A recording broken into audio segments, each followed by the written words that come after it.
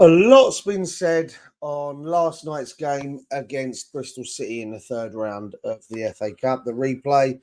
Um, I'm probably not going to be covering any new ground with what other channels, Twitter pages, Facebook groups, what everyone else has covered. So I'm going to stick to mine of and how I feel about it, what I think pretty much went down, how it went down. I've boiled it down to five key decisions from the build up to the game to 90 minutes. And I'm not going to make this about Moyes in, Moyes out. It's been done to death, and I don't want to be, I suppose, responsible for another. I'm going to say cartoonish debate based around David Moyes and the Moyes in, Moyes out. I'm not doing it. I'm not doing it. Now, I've got five key decisions. One of those is a decision that was made by Moyes. The decision to go with a back three. Okay. And it was a back three. Stu Fowl and Emerson were obviously higher up the pitch. Now,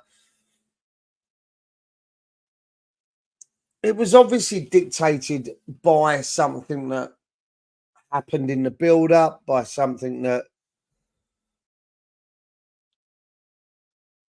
was presented to Moyes, in the time before kickoff. I'm going to go. There were reported knocks to Alvarez and Fornells, which obviously kind of forced his arm, I suppose, slightly, if you want. Which then meant we had to go with the back three. Mavropanos, Zuma, Cresswell. It wasn't ideal. People see it as defensive. I have to say that I thought the idea of starting things up front on his own, which has been proven time and time again, it doesn't work. But again, pardon me, if your hand's been forced, you don't really have much choice in what you can and can't do. We've already lost Kudus and Aguerd to the AFCON. You've lost Antonio to the knee injury, Bowen with a knock in the first game, Paqueta. It's obviously a difficult one for Moyes to figure out in regards to what shape. I've heard people screaming and shouting, the kids, the youngsters. Well, you want him to do what Allardyce did? You want him to throw the kids under the bus and start 7, 8 of the youngsters? That'd be silly. As much as I want to see the youngsters come through, as much as I want to see, our academy graduates graduate and play first team football, it's not the time. Okay. Sorry. Now, that being said, okay, that's just one decision or one moment. Key moment number one was the decision to go 3 at the back. Again, as I say, dictated by the reported knocks to Fornells and Alvarez. Would have been a different scenario had both of those played. Key moment number 2 is obviously the lack of game time, shall we say, for Maxwell Cornet. Fails to control a pass. And from there, there's just a moment of errors, isn't there, really? Mavropanos goes to play the ball back and Conway's in. Bosh, he rounds Fabianski. Could have gone down. Part of me wishes he had. Yellow card for Fabianski because you wouldn't have had you wouldn't have had the double jeopardy, would you? You wouldn't have had that. That wouldn't have been an issue. You would, and he goes round and he slots home from a good angle. There are two issues that I have with that goal. One is that Fabianski was quicker off his line this time round than he was against Conway at the London Stadium. I still feel he could have made it more difficult at the London Stadium for Conway to score if he comes off his line like he did for the goal last night. It's just it's comical. The fact that Zuma doesn't really anticipate and get moving. He seems more and more immobile as time goes on. It's a well taken goal from Conway. It's fantastically anticipated by Conway. He's already on the move before Mavropanos makes the pass back. So it is our own undoing. It is a key moment, but it's also, he anticipates and moves Conway. Key moment number 3, the tackle on Ings. Now, in the Premier League, that's a red. He does win the ball, yes, but he's out of control. He goes over the ball, studs into Ings's shin, and he doesn't even get a yellow. Now, if that's in the Premier League, it's a red card. It goes to VAR. I think was his name England. He goes over to the monitor. He has a look, and he comes back. He gives the red card. It's not given, and what happens then is that kind of gives Bristol City the free rein to keep making tackles like it. And they did. They kept throwing themselves in. And because of the key moment that the referee decides, nah, it's all right, go on, crack on. And then ultimately that leads to what my key moment number 4 is, and that's Benny sending off. We come out 50 minutes. Emerson makes a tackle. It seems to me like Emerson's had enough, and he goes in for a tackle. Gets stuck in a bit, which I quite liked. Then what happens is the player goes into Benrahma. Now, again, it's inconclusive on the footage. It's not straightforward that it's that he catches Benny. But what Benny does next is petulant. It's childish. It's frustrating, annoying.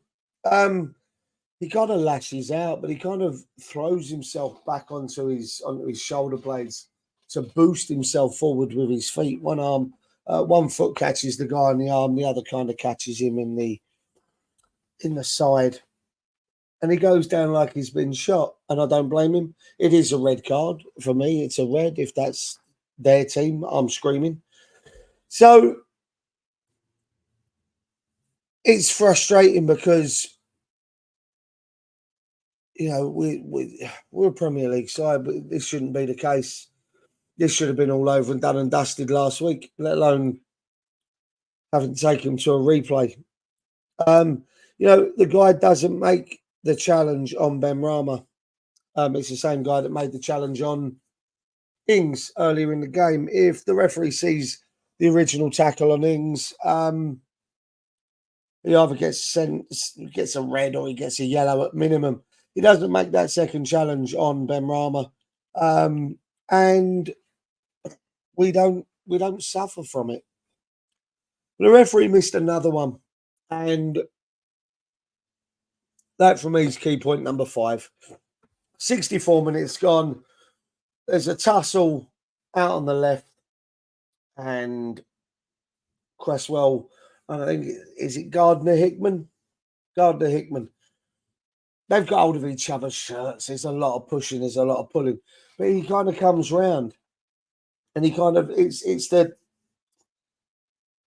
base of the wrist, isn't it? It's kind of this bit here and the forearm. Clouts Cresswell round the head. Now, again, he's lashed out.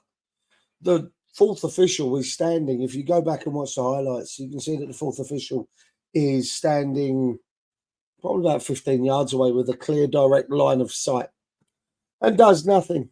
Does absolute nothing. Credit to Cresswell.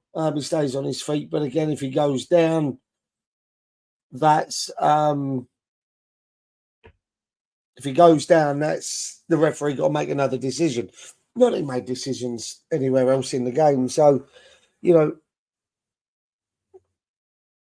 they're my 5 key moments of the game. You know, the decision to go with 3 at the back.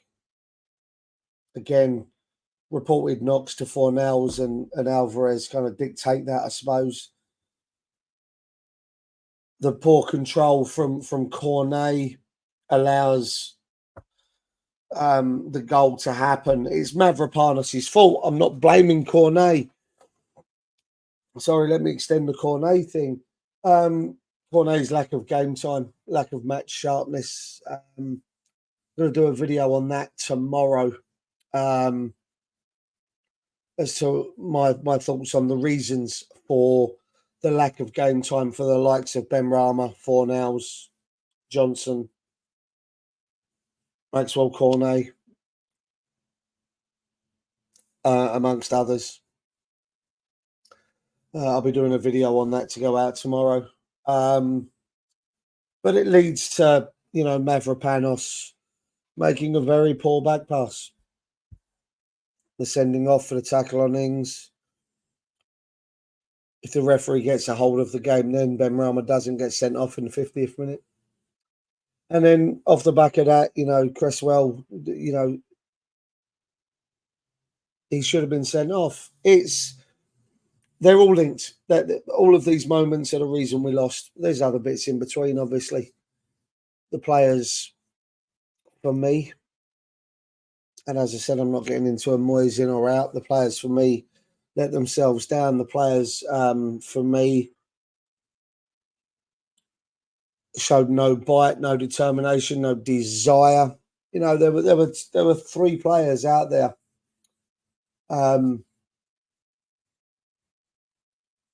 Ward-Prowse, 25 million. Benrahma, 23. Cornet, whatever he was, Mavropanos was 15. Danny Ings, 18.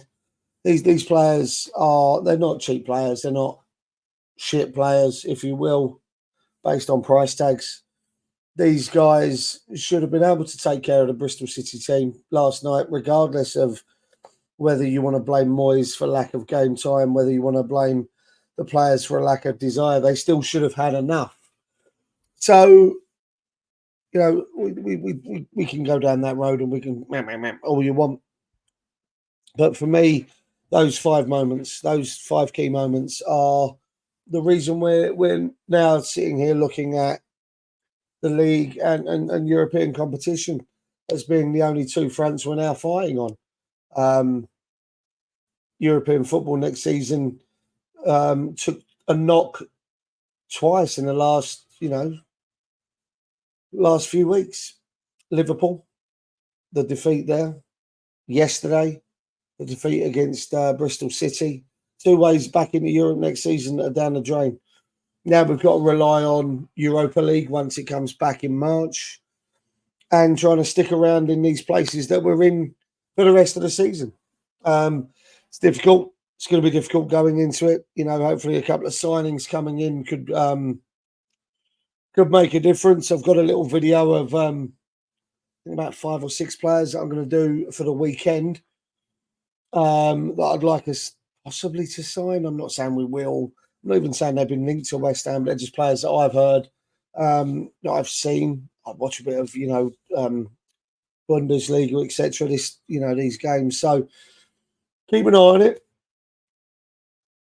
If you're new to the channel, if you've stumbled across this by accident via, Facebook, Twitter, Instagram, if it comes up on your algorithm or someone shared it to you, if you haven't done so already, go over to the main channel and hit subscribe, hit the bell icon. You'll be notified when I do some other stuff. As I say, I've got a couple of videos coming up in the next few days.